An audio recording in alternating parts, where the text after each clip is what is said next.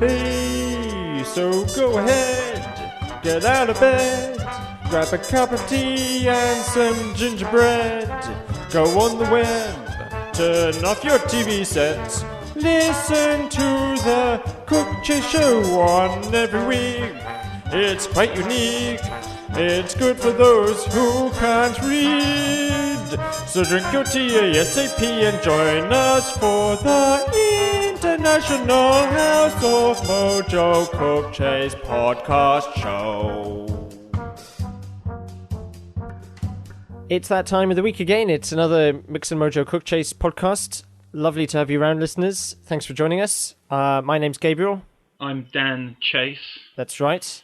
And we also have, of course... Roger. From Norway. Yeah. So it's great to have you around.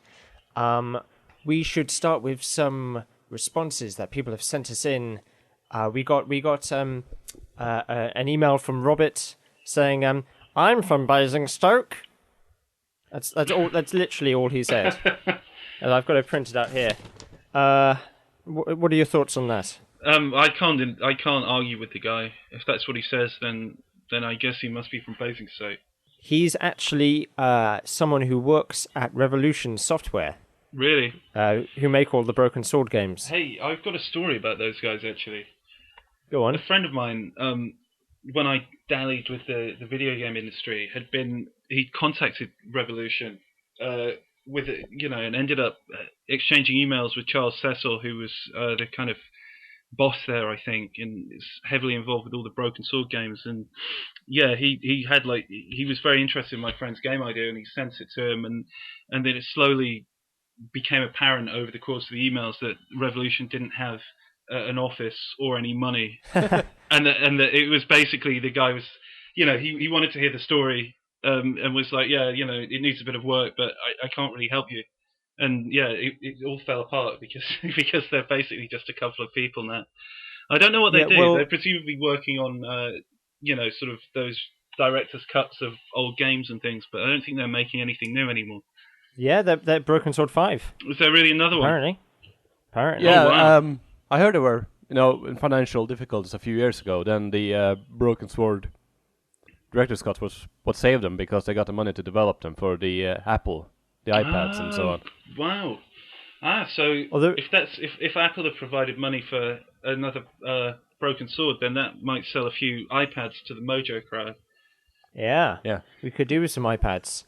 Although Robert is based in London, I think, according to his Facebook. I've really stalked him. But Broken Sword Revolution is apparently based in York. They're actually working on they're working on an update to the Broken Sword game that fixes some patches, some bugs in it. It's called Unbroken Sword. That was a joke. Yeah, that's a good joke. Thank you. So that's some of the responses we've had. Let's launch into the Cook Chase. Okay, let's go. Okay, Death's Bank, The Baconing, the release is coming out. Yeah, the biggest piece of news relating to that story is the fact that it was BG Benny Boy who posted it, and that was exciting. He doesn't do that very often. It's I heard he lives on a hovercraft in the middle of the Pacific Ocean. Yeah. Because that's the only place LucasArts Legal can't find him. Yeah, I think it's Telltale who are really the ones going after him now. Yeah. You've been doing some stuff this week, though, Dan. Yeah, I've been watching, living in the past. I've been acting like it's May, and I finally watched the fourth Pirates of the Caribbean film, On Stranger Tides. And how was it for you? Well, I was hoping for sort of some Monkey Island similarities because of the book, but then, I haven't actually read that book. Have you read the book? I haven't. Have you, Roger? No. Okay, so this is a good podcast. Yeah, It's a typical Cook Chase podcast. I quite enjoyed it, I'm ashamed of myself for saying it, but, I liked the film. I thought it was quite fun. You famously saw Pirates of the Caribbean 1 7 times, I think? I saw it 5 times, but that was mainly, I wasn't like going on my own every day. In the cinema, I'm talking about. Yeah, that's right. But I went to see it on the first day, and I thought, I was expecting Monkey Island the movie, but instead I really enjoyed it. I was still a teenager, and it excited me quite a lot, and so I kept telling different groups of friends about it, and then they were like, "Well, let's go and see it," and so I ended up going 5 times altogether, and I enjoyed it every time. And you're not ashamed to admit it. I'm not, but I am embarrassed, because I'm aware that this is like a weird problem I have. Which is that I can watch these films and all the sequels and be watching it thinking this is too complicated, this is embarrassing, it's badly written, it's too overblown. What are they doing? But I still actually enjoy it, and so I'm not saying they're good films.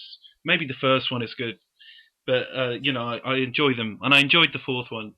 It's got some good piratey stuff in there. There's an issue behind this. That we need to address. Let's address the issue. Monkey Island, Pirates of the Caribbean, rip-off? This is a not? very popular topic, isn't it? Very popular, very hot topic. In fact, we should play a hot topic jingle at this point. I've got something to say. Hot topic. I've got an opinion. Hot topic. Let me tell you about it now. Hot topic. Well, I went out of my way before the first film came out to say this is going to be Monkey Island the movie. You guys need to pay attention. I know it's a stupid Disney film that's based on a theme park ride, and no one cares about pirates, and no pirate movies ever made any money since the 20s and all that kind of stuff. But I was like, you trust me, this is going to be Monkey Island. Then I went to see it, and it came out in the UK a month later than pretty much every other country in the world. So for that month, I had to endure posts on Lucas forums that were talking about how similar this film was to Monkey Island, and I didn't want to read it because I didn't want to find out what happened in the film. And then when I finally saw it, I was really angry because I thought it's not really anything like Monkey Island at all. But I still enjoyed the film. I thought it was good, so I didn't want people to sort of sell it short by saying it's just a rip-off of Monkey Island.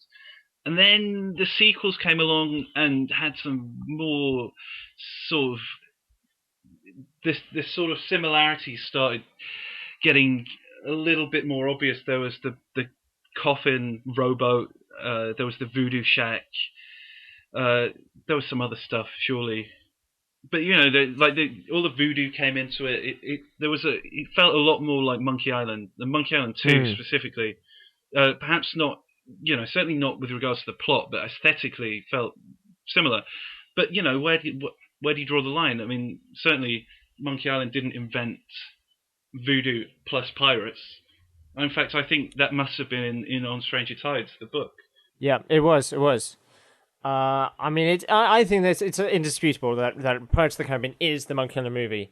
In a similar way, of course, the Transformers films are Zach McCracken. Very similar to Zach McCracken, actually. Yeah. Very similar. You can't deny the links. Yeah. They're in front of your eyes, people. What else? I thought Donnie Darko was heavily influenced by Sam and Max Hit the Road. Sam and Max, yeah, absolutely. The Lord of the Rings films were based on Grim Fandango. Yeah, they were. That's been acknowledged, actually. For obvious reasons. I don't need to go into why. Yeah, I mean... We actually had an email from Bill Tiller. This was a few years ago. Probably shouldn't be reading this out. But, fuck it. He said he was talking about Ted Elliott, who was one of the screenwriters. Oh, Pirates of the Caribbean, yes. So he wrote Treasure Planet and Road to El Dorado. So that's got some sort of Spanish galleons and things in. It has well, anyway, I'll read out the email, and I'll do it in my Bill Tiller voice. Oh, good. Plus, he plays games, writes for a PC game, and even spoke at the game's developers conference. So he likes pirates and likes PC games. So what is likelihood he didn't play any of the Monkey Island PC games? None, in my opinion.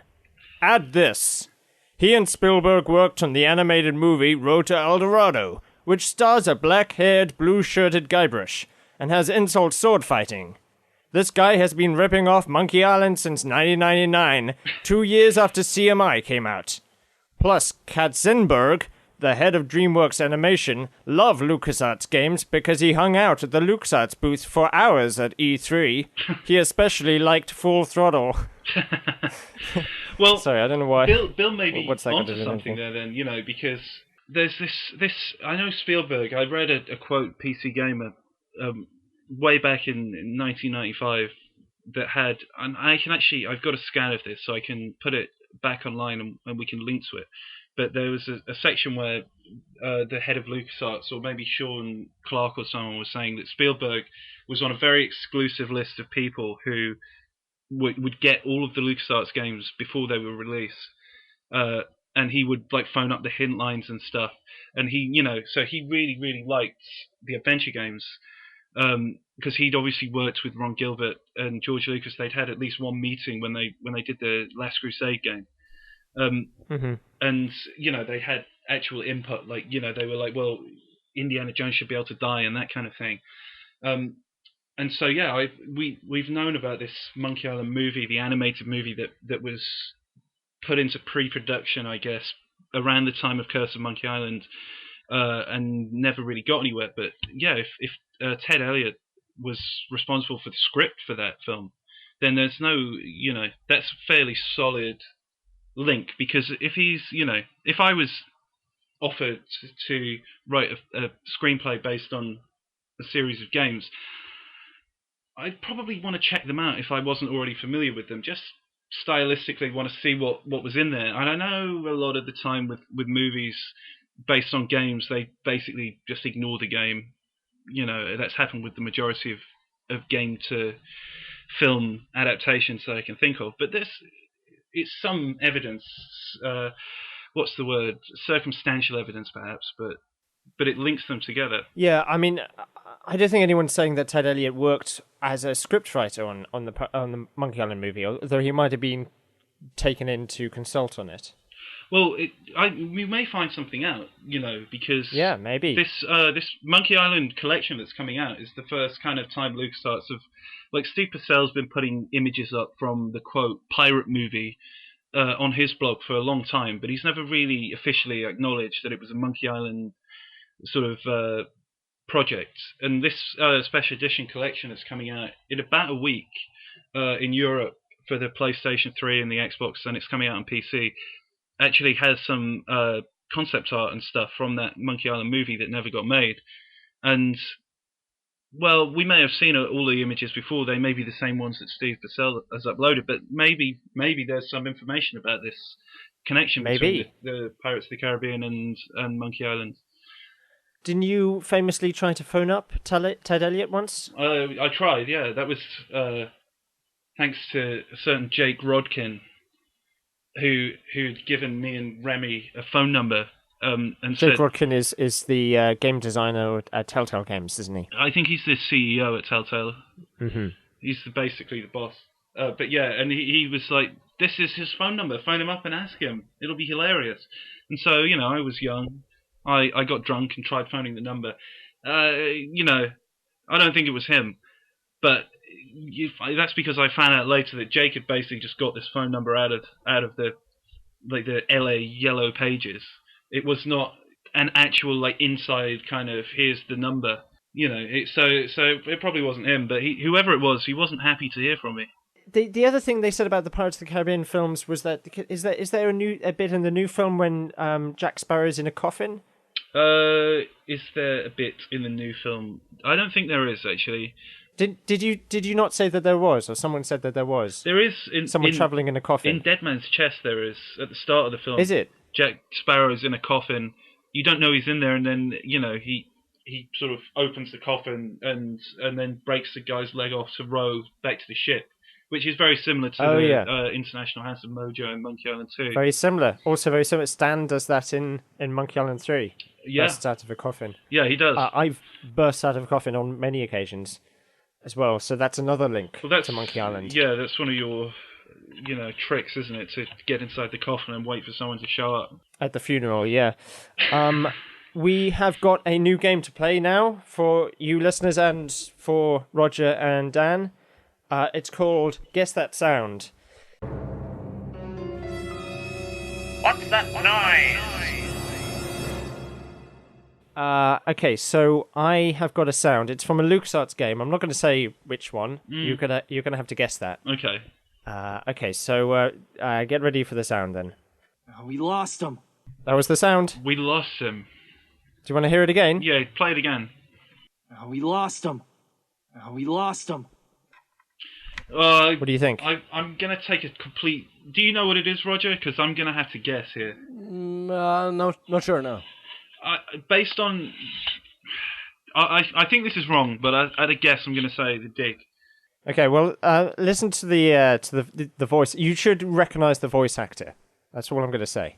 Oh, we lost him. Oh, we lost him. Oh, we lost him. You recognize that voice? Maybe it's the fact that I'm hearing it through speakers, but I can't tell you who that is. Is it something full throttle? Is it?